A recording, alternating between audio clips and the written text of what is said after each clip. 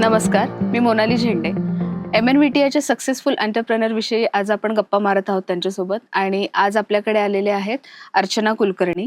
Heritage tourism या एका नव्या आणि वेगळ्या क्षेत्राविषयी आपल्याला आज माहिती करून देणार आहेत. अर्चनाताई, तुमचं खूप खूप स्वागत. थँक्यू. सुरुवातीला तुम्ही सांगा की तुम्ही हेरिटेज टुरिझम पर्यंत कशा पोहोचलात आणि त्याच्या आधी तुम्ही काय करत होतात? ह्याच्या आधी मी अकॅडमीच्या ह्याच्यामध्ये होते. शाळेमध्ये शिकवत होते. ऑफकोर्स महाराष्ट्रात नव्हते, महाराष्ट्राबाहेर होते. महाराष्ट्रात आल्यानंतर असं झालं की पुन्हा शाळा जॉइन करायची, नाही करायची या विषयात होते. पण मग एक प्रवास माझ्याकडनं झाला जो नर्मदा परिक्रमेचा होता. त्या दरम्यान असं झालं की एक अपॉर्च्युनिटी आली की तुम्ही आमच्यासाठी सेल्स आणि मार्केटिंग करताल का? सो करूया असं ह्याच्यानी ते फील्डमध्ये एंट्री झाली की सेल्स आणि मार्केटिंग पुणे या विभागासाठी सुरू केलं. आणि करता असं जाणवलं की आपल्याला अनेक गोष्टी शिकण्याची गरज आहे. त्याच्या ह्याच्यामध्ये त्या अनुषंगाने मग प्रवास सुरू झाला. त्यांच्यासाठी पुणे आणि विभागासाठी मी सेल्स आणि मार्केटिंग केलं. त्यांच्यासोबत टूर असिस्टिंग पण सुरू केलं होतं. जे सेक्टर होतं नर्मदा परिक्रमा आणि चारधाम त्यांच्यासाठी असिस्टिंग सुरू केलं. मग नंतर काही कारणाने ब्रेक आला. मग ब्रेकमध्ये असं झालं की आपण काहीतरी नवीन शिकूया आणि ह्याच ह्याच्यातलं शिकूया का? तर आपण वारंवार मंदिरांना भेटी देतोय किंवा धार्मिक ठिकाणी जातोय, तर आपल्याला तिथला इतिहास माहिती पाहिजेल, तिथली आणखीन माहिती आपल्याला माहिती हवी, जी आपल्याला लोकांपर्यंत सांगता येईल आणि चांगल्या पद्धतीनं सांगता येईल. तर असा कुठला कोर्स आहे का किंवा असं कुठलं लेखन आहे का की जे आपण वाचू? अशा शोधात मी होते. आणि त्या शोधात असतानाच मला MNVTIचं एक ब्रोशर एका सोशल मीडिया म्हणजे च्या पेजवरती मला दिसलं होतं. तेव्हा म्हटलं की अरे आपण हे करून बघूया का? म्हणजे ह्याला एक संपर्क करूया का? आणि त्यांच्याशी संपर्क करता मला डॉक्टर पाटसकर मॅडमशी बोलणं झालं. मॅडमच्या गाईडन्समुळं MNVTIच्या ह्याचा कोर्स मी अप्लाय केला. तो झाला आणि मजा आली करताना. तर टुरिझम तर आपण बऱ्याच ठिकाणी पाहिलेलं आहे, पण हेरिटेज टुरिझममध्ये स्पेशली तुम्हाला काय शिकायला मिळालं? हेरिटेज टुरिझममध्ये भरपूर गोष्टी शिकायला मिळाल्या. जो अगदी नवीन एक्सप्लोअर करायला मिळाला अनेक गोष्टी. जसं की फील्ड वर्क आहे. फील्डमध्ये जाऊन काय करायचं? किंवा फील्डवरच नाही, प्रत्येक वेळेला फील्डवरच काम असतं असं नाही. बिहाइंड फील्ड पण भरपूर कामं असतात, ज्याला आपण ऑन जॉब किंवा काय म्हणतात डेस्क जॉब असंही म्हणू शकतो. त्याच्या ह्याच्यामध्येही अनेक कामं आहेत. जसं की टूर अरेंज करून देणं. टूर अरेंज करण्यासाठी अनेक टप्पे असतात. मग अगदी बस अरेंज करणं, हॉटेल अरेंज करणं किंवा छोटे-छोटे जे वेंडर्स असतात त्यांच्याशी बोलून ते सगळं टाय अप करून ठेवणं. अगदी ब्रेकफास्ट, लंच, डिनर, मधला चहा, त्या बस ड्रायव्हरशी बोलणं किंवा अशा अनेक गोष्टी असतात. डेली बेसिसवरती कस्टमर्सशी बोलणं, त्यांना टाय अप करणं किंवा त्यांच्याशी बोलणं, त्यांना कन्व्हिन्स करणं, याही अनेक गोष्टी याच्यामध्ये असतात. हेही आपण करतो. ते तिथं शिकायला मिळालं. नंतर एक महत्त्वाचा भाग टुरिझमच्या ह्याच्यानी आम्हाला शिकायला जो मिळाला तो आयटिनरी प्लॅनिंगचा. जो आम्हाला तज्ञ ह्याच्यांकडनं आम्हाला तो शिकायला मिळाला आणि त्याच्या संदर्भात वेगवेगळ्या ह्यांचे मार्गदर्शनही आम्हाला मिळालं वेळोवेळी कोर्स चालू असताना. कारण कॉलेजनी खूप तज्ञ लोकांना आमच्यापर्यंत पोहोचवून त्यांचं ज्ञान आमच्यापर्यंत त्यांनी हे करण्याचा खूप छान प्रयत्न केला आणि त्यांचा आम्हाला खूप उपयोगही खूप झाला. When we are right now in field आम्हाला खूप चांगला उपयोग होतो त्यांच्या अनुभवांचा आणि त्यांच्या प्रशिक्षणाचा पण खूप मजा येते करायला. अनेक गोष्टी त्यांच्याकडनं कळाल्या म्हणण्यापेक्षा काय करू नये हे जास्त पटकन त्यांच्या ह्याच्यातनं कळालं. कारण त्यांचा अनुभव दांडगा होता त्या क्षेत्रातला. त्याच्यामुळे बऱ्याचशा गोष्टी आम्हाला जास्त छान ह्याच्याने कळाल्या.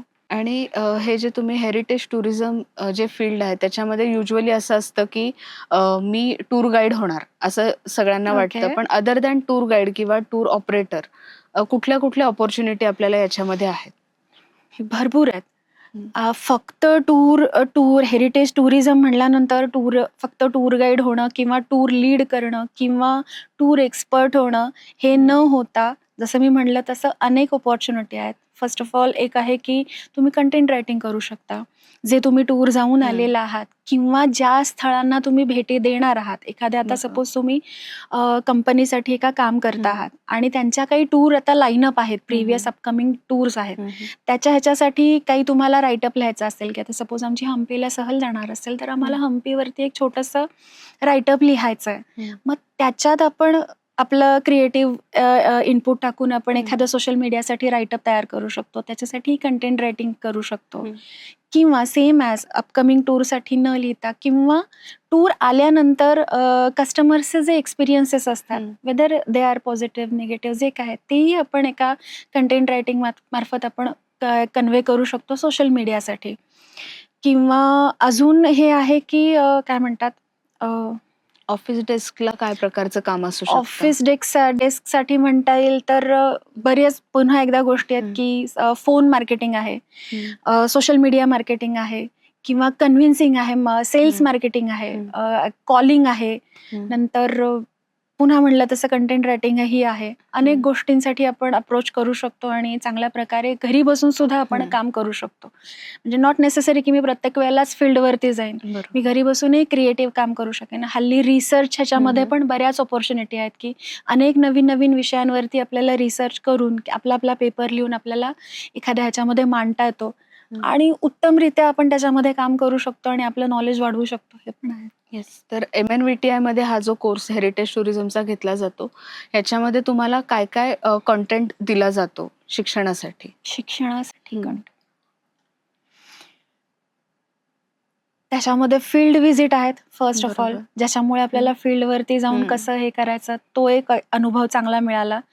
नंतर पर्सनॅलिटी ग्रूमिंग हा एक खूप छान प्रकार इकडे आम्हाला अनुभवायला मिळाला की मुळात पब्लिक समोर जाऊन बोलायचं कसं किंवा आज मला उभं राहून मला 4 गोष्टी सांगायच्यात, हे आम्हाला कॉलेजातनं खूप छान शिकायला मिळालं. कारण त्यांनी पर्सनॅलिटी ग्रूमिंगसाठीचा एक विषय आमच्यासाठी ठेवलेला होता. बरोबर. तो अत्यंत उपयोगाचा होता की सभाधीटपणा म्हणतो की 4 लोकांसमोर मला उभं राहून बोलायचं आहे. तर त्या विषयाची आम्हाला तिथे खूप मदत झाली.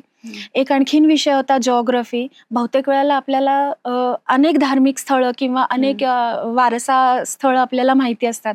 पण त्याचा भौगोलिक इतिहास आपल्याला फार कमी वेळेला माहिती असतो किंवा आपण तसा जाणून घ्यायचा कधी प्रयत्न करत नाही. तो एक विषय आम्हाला होता की तिथला भौगोलिक विषय कसा होता, त्याची पार्श्वभूमी काय होती, राजकीय इतिहास काय होता, आर्थिक इतिहास काय होता, या अनेक गोष्टी. शिवाय युनेस्कोच्या ज्या काही साईट्स होत्या त्याच्याबद्दल डिटेल माहिती आम्हाला कॉलेजकडनं मिळाली, तज्ज्ञांकडनं मिळाली. वेळोवेळी तज्ज्ञांचं मार्गदर्शन त्याच्यामध्ये मिळालं.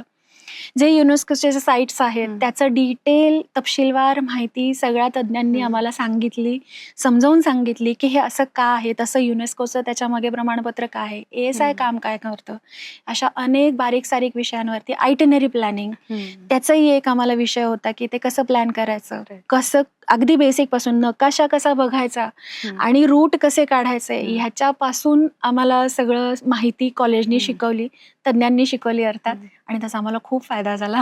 येस. मुलींनी या क्षेत्रामध्ये नोकरी करावी की आधी बिझनेस करावा? काय गाईड कराल? दोन्ही पॅरलल आहे खरं तर. म्हणजे नोकरी करणं आणि बिझनेस करणं दोन्ही पॅरलल आहे. पण जर आपल्याला काही गोष्टी शिकून मग पुढे करता आलं तर, म्हणजे माझं स्वतःचं मत असं घ्यायला गेलात तर मग एखादी एक अनुभव घेऊन मग आपण आपलं सुरू करू शकता. आणि ऑफकोर्स छान सुरू करू शकता. छोट्या बेसिसवरती तुम्ही नक्कीच सुरू करू शकता की छोटे वॉक घेणं, छोट्या वन डे करणं किंवा गायडेड टूर करणं. आता आपल्याकडे परदेशी प्रवासी येतात तर त्यांना गायडेड आपल्या स्थळांची माहिती देणं किंवा त्यांच्यासोबत जाऊन आपल्या स्थळांची माहिती, ऐतिहासिक माहिती, धार्मिक माहिती जी काय आहे ती सांगणं, हेही आपण करू शकतो. किंवा अप्रोच करून एक आणखीन एक वेगळं क्षेत्र ह्याच्यामध्ये आहे की एखाद्या कुठल्या तरी हॉटेलला आपण 5 स्टार हॉटेल किंवा जिथे फॉरेन डेलिगेट्स येतात त्यांना आपण तिथे जाऊन सांगितलं की आम्ही अशा अशा टूर अरेंज करू शकतो, तुमच्यासाठी असं हे करू शकतो. त्या ह्याच्यातही आपण नवीन काम करू शकतो. ती एक संधी आहे, करून बघण्यासारखी आहे आणि उत्तम आहे. म्हणजे सेफ आहे आणि माझं म्हणणं आहे की सेफ आहे. ओके. आणि ज्या मुली आहेत, तर मुली जेव्हा टुरिझम क्षेत्रात येतात त्यावेळी बऱ्याचदा असा डाऊट असतो की मला फील्डवर जायचं असेल तर थोडंसं पेरेंट्स पण घाबरतात की मुलींना पाठवायचं की नाही. तर as a female tour operator तुम्हाला काय काय चॅलेंजेस आले किंवा त्यातून तुम्ही बाहेर कसं आला? पहिला चॅलेंज म्हणजे आपण फिट असणं.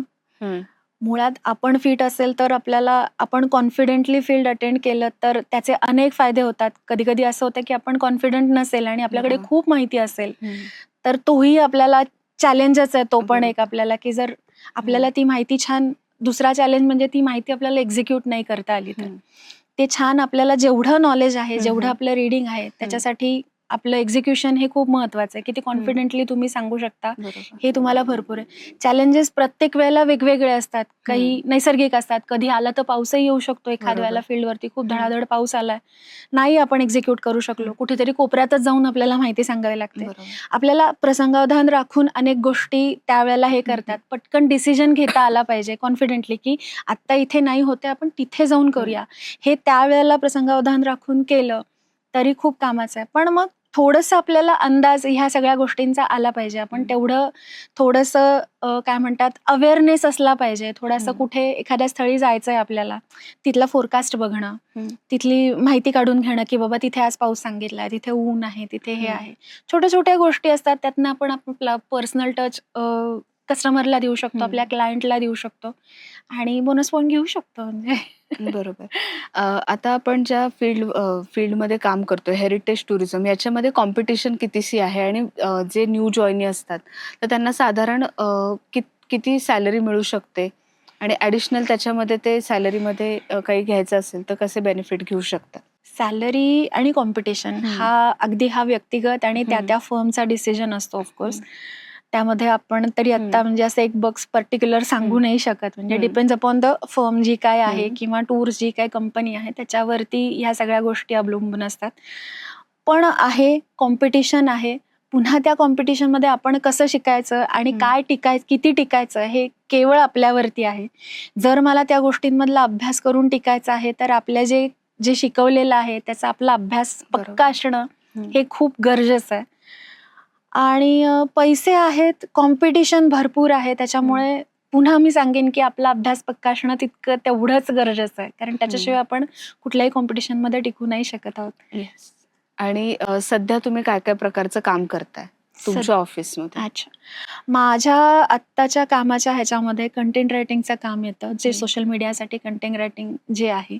सेम हाऊ जे टूर्सचे रिस्पॉन्सेस येतात त्याची एक मेमरी करणं किंवा कस्टमर्ससाठी ती मेमरी तयार करणं हे माझं काम आहे. कस्टमर्सना कन्व्हे करणं, टूर्स कन्व्हे करणं, अपकमिंग टूर लावणं किंवा आयटिनरी तयार करणं आणि डेस्क जॉबमध्ये अनेक आमचे कोर्सेस आहेत. त्यासाठी सर्टिफिकेट्स बनवणं किंवा सर्टिफिकेट मटेरियल बनवणं हे माझं काम आहे. टूर असिस्टिंग मी करते. त्याच्यामध्ये टूर ज्या काही गोष्टी बॅकग्राऊंड लेवलला काम करायच्या असतात, जसं की बस कन्वे आहे, हॉटेल्स कन्व्हिनियन्स आहे, ह्या सगळ्या गोष्टी मॅनेज करणं हे सध्या माझं कामाचं स्वरूप आहे आणि समाऊ टूर ऑपरेटिंगचंही माझं कामाचं स्वरूप आहे. येस. आत्ताच्या हेरिटेज टुरिझम या क्षेत्रामध्ये जर नव्या जनरेशनच्या मुलींना यायचं असेल, तर तुमच्याकडून तुम्ही काय सजेस्ट कराल? एकतर आपण वेल रीड असणं आणि वेल प्रिपेअर असणं खूप गरजेचं आहे. म्हणजे आपल्याला सगळ्याच गोष्टींची माहिती ॲट अ टाइम हवी असते. कारण ते गरजेचं आहे. मला पुढच्या दिवशीचा फॉरकास्ट माहिती असणं गरजेचं आहे. मला जे काही एक्झिक्यूट करायचं फील्डवरती, मला आता सपोज शनिवार वाडा सांगायचा आहे मला आज, तर मला शनिवार वाडा माझा जसाच तसा छान प्रिपेअर हवा. मी कॉन्फिडेंटली तो सांगता यायला हवा. इतका आत्मविश्वास आपल्यात हवा. एखादी गोष्ट आपली राहिली आहे बाबा, की मी 10 गोष्टी तयार करून गेली आहे. त्यातली माझी 1-2 गोष्टी माझ्या राहिलेल्या आहेत. तर हरकत नाही, राहू शकतात. पण त्या अगदी चेहऱ्यावर न दाखवता प्रोफेशनली तो एक भाग तिथे सांभाळून घेणं हे जास्त गरजेचं आहे. आणि पुन्हा एकदा तेच, की आपला कॉन्फिडन्स आणि वेल रीड असणं, व्यवस्थित अभ्यास करून त्या टूरचा, त्या विषयाचा, त्या भागाचा अभ्यास करून आपण तिथे पोहोचणं आणि तो प्रेझेंट करणं खूप महत्वाचं आहे. येस. तर शेवटचा प्रश्न, की हेरिटेज वॉक जे एक आता खूप नव्याने लोकांना आवडीचा विषय झालेला आहे. त्या हेरिटेज वॉकमध्ये मुलींना कमावण्याच्या काय संधी आहेत? फील्ड खूप छान आहे. पुन्हाही एकदा त्याच्यासाठी भरपूर अभ्यास लागतो. कारण एक पर्टिक्युलर अमाउंटमध्ये लोकं आपल्याकडे आलेली असतात आणि खूप अपेक्षेने आलेली असतात, की आपल्याला ह्या स्थळाबद्दल जी करंट नॉलेजमध्ये माहिती आहे, ती नाहीये. आपण त्यांना एक वेगळी माहिती सांगणार आहोत आणि जी पुराव्यांना धरून असणार आहे, पुस्तकांना धरून असणार आहे, जे तज्ञांनी मांडलेली मतं आहेत त्यांना धरून असणार आहेत. सो आपल्याला आपलं वाचन पक्कं असणं आणि त्यातला अभ्यास पक्का असणं हे खूप गरजेचं आहे. हे फील्ड निश्चित मुलींसाठी आहे, पण छान अभ्यास करून, सभाधीटपणा छान दाखवून, आत्मविश्वासाने तुम्ही काम केलं तर नक्कीच कुठलंही फील्ड मुलींसाठी कमी नाही, हे अगदीच तितकंच खरं आहे. म्हणजे हेरिटेज टुरिझम आणि हेरिटेज वॉक अशा दोन्ही गोष्टींमधून मुली स्वतःचा अगदी, इन्कम अगदी. सोर्स जनरेट करू अगदी शकतात. अगदी करू शकतात आणि कॉन्फिडेंटली करू शकतात. येस. चलो. तर आज आपल्याकडे अर्चना कुलकर्णी आल्या आहेत. हेरिटेज टूर ऑपरेटरचं काम सध्या त्या करत आहेत आणि त्यांनी त्यांचा वेळ आपल्यासाठी दिला त्याबद्दल टीम MNVTI कडून मी त्यांचे खूप खूप आभार मानते. धन्यवाद थँक्यू मॅम. अर्चना ताई.